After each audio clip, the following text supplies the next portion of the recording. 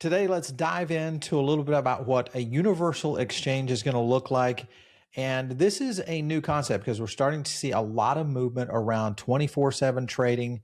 I want to dive a little bit deeper. We're going to do that with Gracy Chen, who is the CEO of Bitget, joining me on the show. Gracy, how are you? I'm good. Hi. Thank you for having me. So, Gracy, first of all, let's get into a little bit about what Bitget is doing.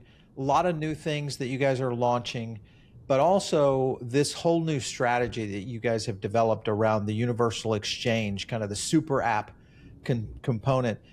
First of all, if you can explain that to me and our audience. Sure. UEX stands for Universal Exchange, and that's the short term that we keep using. Well, this term comes from the idea of generally people divide crypto exchanges previously into either CEX or DEX, Right. centralized exchange or decentralized exchange. Of course, these two forms still exist, but in 2025, there are a few trends that we saw, and we were also capturing those trends. The first trend is the integration of DES and CEX. So I think in April 2025, which is about a year ago, we integrated our on-chain ability to the CEX experience so that people can just put in their contract, any cryptocurrency, just put in the contract address of that cryptocurrency, and then they can start trading it on Mhm. CEX. So that's one trend that we observed. And the second trend that emerged in 2025 that's becoming more and more obvious right now in 2026, which is the rise of RWAs. Yep. Tokenized the US stocks, tokenized many assets. That's just the trend. Not just exchanges or crypto native exchanges like us are capturing Mhm. that. We also saw NYSE and Nasdaq did announcement around tokenizing all their US stocks that's available on their platform and provide 24/5 or 24/7 crypto sort of experience to their stocks users. And of course, we are also in discussing with them around potential collaboration. But basically, the rise of RWAs and more different traditional assets like gold, oil, stocks, Right. even forex. That's a need that our users are also um, looking forward to. So based on these two trends around asset coverage, we realize calling ourselves a CEX is not accurate anymore. So we came up with the term of UEX. And that means we want universal asset coverage. U can stand for universal. On the other hand, you can also stand for USDT, USDC kind of Yeah. stablecoin, because that's just another trend we want to capture. We think there will be more people who use stablecoin for, of course, payment, especially cross-border transaction, but also for trading. Use USDT or USDC, this sort of stablecoin, to buy or trade generally, globally universal and valuable assets, again, like stocks and cryptocurrency, Bitcoin, Ethereum, Solana, as well as Forex and some commodities like gold and silver. All right, so several things there I wanted to kind of drill in on. Sure. First of all, 24/7, this is kind of the new table stakes for a lot of companies who are trying to go to market. When you look at liquidity and execution, I know you guys have recently launched PayFi. Uh, Explain to me, first of all, how do you guys manage the back end? Because this seems like you've got a lot of oars in the water. How do you guys get through this? In terms of US, by the way, because we offer many different asset classes, each individual assets is very different. That's why I wanted to clarify whether we Okay. are talking about stocks or US stocks or tokenized US stocks in general. Hmm. If this is the focus now, in terms of tokenized US stocks, the major two players in the market right now are Ondo and X stocks, and Right. we are collaborating with both of them. Ondo has a bigger market share and hence a bigger market share on Bitget. So we are there, not one of the largest distributor. We are their largest distributor in terms of the collaboration with Ondo. So back to your question, execution wise. So right now in April 2026, we are still integrating more like just a distributor in terms of tokenized US stocks. We're not issuing our own tokenized US stocks, but that doesn't mean we don't plan to.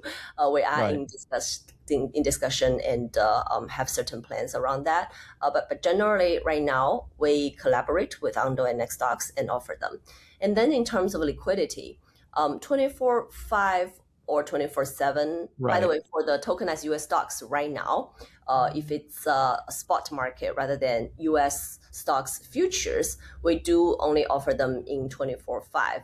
And 24/5. even for Okay. So today, that's how you're doing it with Ondo, because they are 24/5. That's what I was yes, getting at, that's true. is And being able to handle also, that liquidity. Okay. also not just Ando in terms of liquidity, but also for example, with the Blue Ocean ATS, it's the largest off-exchange platform.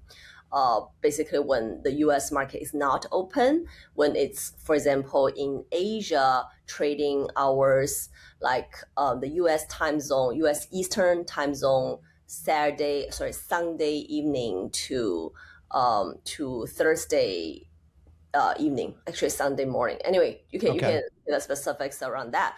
But basically, when it's Asia time zones, Blue Ocean is another large off-exchange platform that we Mhm. have liquidity partnership with. So we do, in terms of a distributor, we do look for liquidity around everywhere to give our user the best liquidity that is available in the market. But we don't do market maker ourselves. We're also talking to, we actually have enabled already some crypto specific market makers to Okay. provide liquidity on our platform. Yeah, so it's all sort of liquidity providers coming from the market, from Ando, from traditional financial market like Mhm. Blue Ocean, from crypto native MMs who are interested in RWAs. Let's talk a little bit about the AI differentiator, because this is something that you guys have integrated here recently. But can you give some examples? So let's say in terms of deploying an AI agent today within Bitget versus what you could have done maybe 6 months ago, is there any major moves forward that you guys have done? Yeah. So in terms of AI agent in the world of trading or crypto trading in general, one key thing that we are thinking about is not just a chatbot, not just like an advisory sort of service that you can chat with an AI, Uh-huh. but also execution, but also enabling AI agents to do trading on behalf of their owner, or at least help their whoever created that AI Yeah, agent the trader. to Yeah. make smarter trades. So from just answering and asking questions to execution is really, really key. And then in terms of how our users are using AI agent in different scenarios today, we have already provided something called Get Agent very early, like last year. But with OpenClaw and more AI agent tools coming Mhm. out, we actually think Get Agent might be more of a past tense scenario, although it is still being used by many of our users today. But being able to give that ability to more users in more scenarios is our new focus. What I mean by that is Get Agent. Actually, I would highly recommend our users to try a new feature called the GetClaw. That's just launched a few weeks ago, but only yesterday we have launched the second version, which has the trading ability. So trading Okay. ability only became available yesterday. Um, and then that can help users to trade on any platform, not just within Bitget. People can connect that to, for example, Telegram, and put in your Telegram UID and then start trading on Telegram. You can just use TG and ask your basically like OpenClaw. So we are building that on top of OpenClaw. But what's different? How that is different from our users, starting from scratch and building their own trading tool, Right. that we've already integrated 60 plus different skills on off ramp, on placing orders, on certain analysis, etc. Yeah, exactly. So so this part, yeah, this is called GetClaw, and that's the more strategic shift of our platform in terms of going forward. We think we are just like building on all the new tools for our users to use, and GetClaw is the newest step. So you get it in Telegram chat. Looks like one command. You can accumulate Bitcoin on dips. I like this deep sleep and precise dips, so you can really kind of flex it out there. This will be unique to watch. I'm intrigued with this because we've started to play with this a little bit, even within our own organization, of using some of the OpenClaw stuff. So it is fairly effective. So seeing this in a new exchange is going to be interesting for sure. Let's talk a little bit about the regulatory lineup that is happening right now. Granted, here in the U.S., we've got Clarity hopefully going through here in a little bit. A lot of heated discussion here in the U.S. around that. You've got Mika already in line in the EU. When you look at the strategy for Bitget, are you guys preparing to kind of go to a multi-operational, two-tiered mode, or is this something that you think is going to come together globally?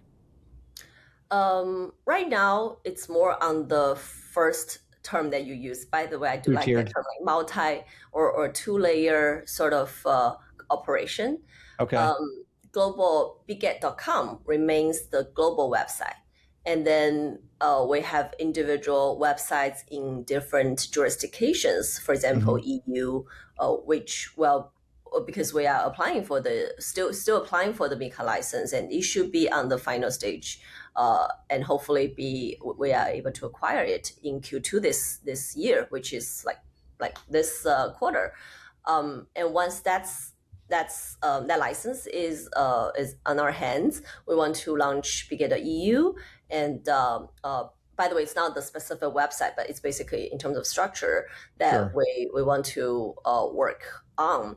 We have been already working on that for a year, because it's not just about license or compliance. It's also about the specific product offerings, about language, about the structure and order book. Everything is different from the global website. So that's the EU part. And then US part, similarly, we are acquiring. EU is faster. US is the second coming up big jurisdictions that we are aiming to launch a website end of this year. And actually, right now, I'm in discussion with a lot of US partners. I'm actually leading that strategy around how to provide at least spot market to our US customers. You think that's coming end of this year? Our goal is to launch it end of this year. Wow. If not, at least the first half of next year. Okay. All right. Yeah. Well, obviously, you guys being a top three, that would really open up a market for you in terms of growth. We actually have a slightly more realistic expectation. And US has been, of course, US is a big market and everyone wants to enter it. But from our point of view, we've looked at this market for a few years and we've talked to a lot of partners. We've observed it for a while. And I think because the competition is just too big, there are TradFi competitors like Robinhood.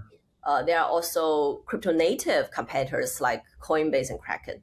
So entering US market doesn't mean, we can immediately get a lot of users. I do have a very realistic expectation around user acquisition, go-to-market strategies, and what's the revenue and how long we can hit a profit. We do have like maybe 2-3 years plan ahead, rather than highly expected. Okay, I'm going to win this market on day one, which is just impossible. So US is and also we've never served the US market for the past few years. So that's another trick. Unlike EU, we've had a lot of European users. Even our teams based Yep. in EU in different jurisdictions, and they have a lot of partners and users already. So migrating them to the EU fully compliant website is much easier than entering the US market. So that's a huge difference there. But in Yep. general, I would say this is a trend that I observe among maybe top 5 crypto exchanges around the world, including us. That, for example, you saw OKX got the investment from ICE, Yeah. NYSE's mother company, on 25 billion USDT sort of valuation. And probably you've heard Bybit also discussing with some local partners.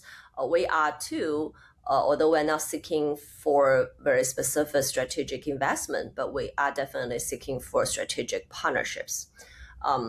So that's just a trend that we are all capturing. I think this is happening based on the fact that the top exchanges have the ability to bear the cost, the very high compliance and legal cost to enter the U.S. market, as well as U.S. being a very important strategic market for all of us, not just in terms of operation and business, but also in terms of, for example, IPO plans or the capital market in general.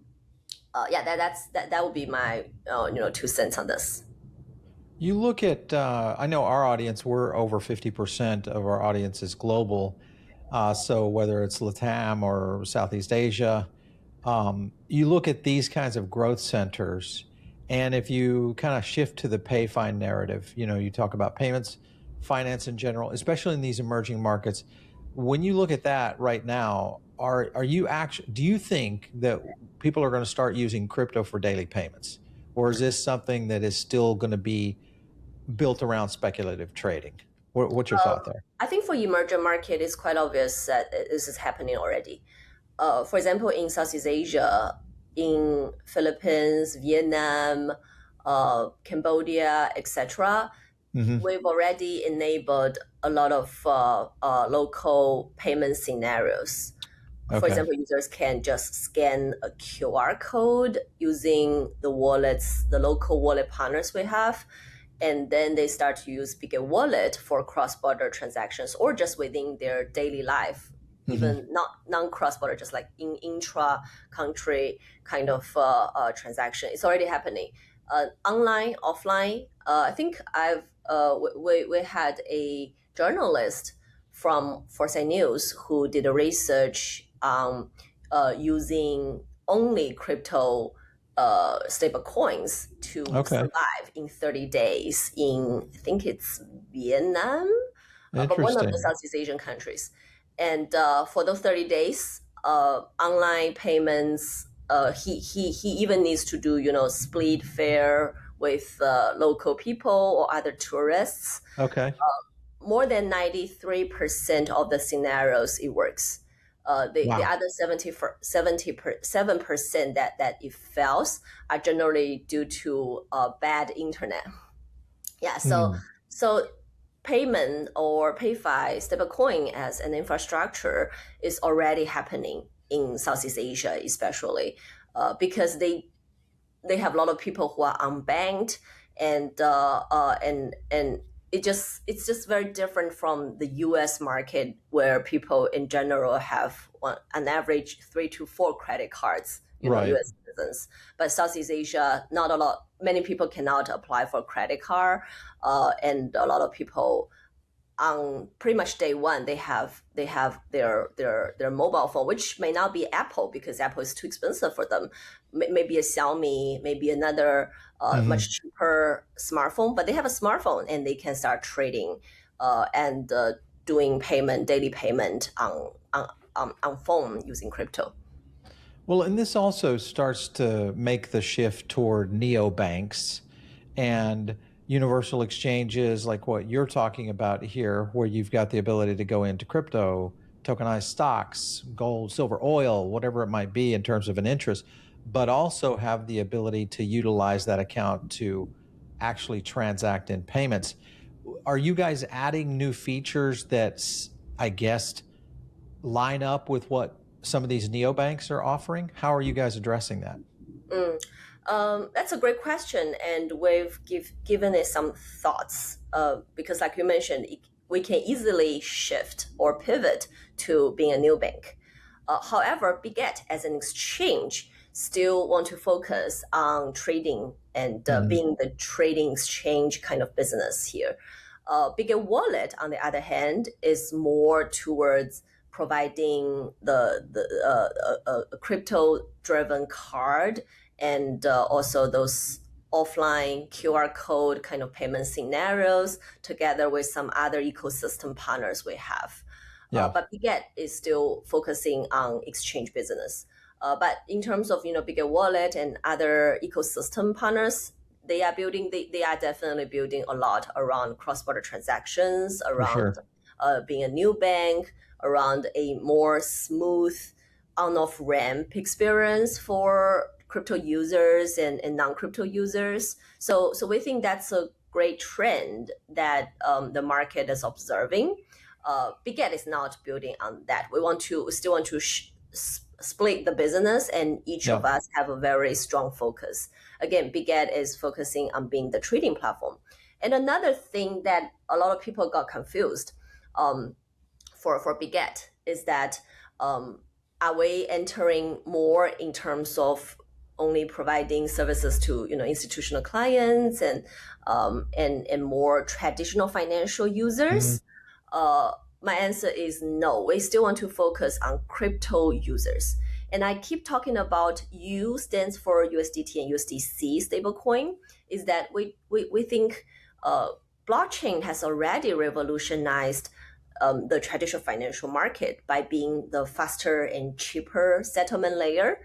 And we don't want to go back to the infrastructure that's built half a century ago.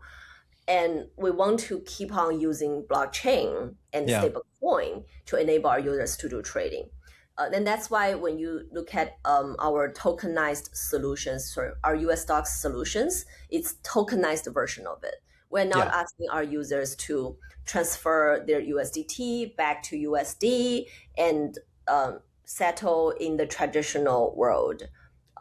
We still want them to remain crypto, not because we want to, but just because crypto or blockchain is a faster and more advanced technology, in our opinions.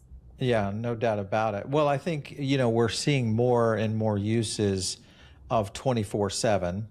And there's not only in the retail space, but also even in the business to business space. I think we're going to see a lot more people transacting now in stablecoin, et cetera. That's going to probably end up onboarding a lot more people into crypto for the first time, which opens up obviously what you guys are doing with the UEX. So good news there for Bitget. Talk to me about 2026, the rest of this year.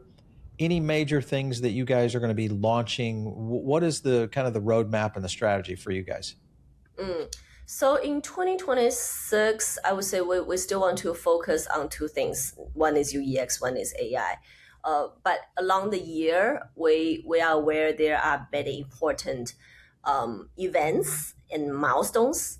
But I guess the general idea is still focused on UEX and AI. The specific milestones that we can potentially look at this year is definitely the launch of our EU website and the US website. And then maybe mid-year when FIFA, the World Cup is happening, we want to see if there are more sports-related events and even crypto token, fan tokens, etc. we can collaborate with. But I would say this is a very important market. There is a midterm US presidential election. There's also World Cup, and right now there's a geopolitical tension in the Middle East. Everything is related to each other and impacting the macroeconomics, politics, sports and cultures, and that impacts our business a lot. For us, we want to be prepared for any scenarios and hopefully be able to capture different growth opportunities. So again, UEX, we've launched it last year, but in my opinion, there are still a lot of improvements that we can do. just to give you a quick example, right now US stocks, tokenized US stocks, they cannot offer dividend to their users. And the dividend is reflected in the SPV, the vehicle that holds the individual tokenized stocks, is reflected in the price of the tokenized version of it. And hence, if you see, for example, Meta today, for example, it's traded at 500, then you will realize once it provides a dividend, the tokenized version of Meta on Ondo or X stocks will deviate from 500 because the dividend is reflected on that. And then that become quite confusing for especially new users. They will say, okay, that's 500, but this is 510. What's happening here? So this kind of things are very subtle, but very important to our users. So we want to see different solutions, and if we can, sort of solve it through another infrastructure. So that's what I mean by building on UEX. We've had already very strong foundation, but for us, we keep thinking about how to make it a better experience for our users, more directly, impacting how they feel about different product offerings, the liquidity. We're also launching a pre-IPO stock and investment opportunities for our user probably very soon in this month.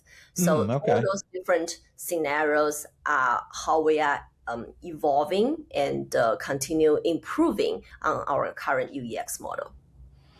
Tech stocks, gold, Forex. I just saw your USDT futures available now. I saw nat gas on there, so that was kind of interesting. So a lot of pretty innovative moves by Bitget for sure. Gracy Chen, thank you so much for coming in today. We appreciate it. Thank you, Paul.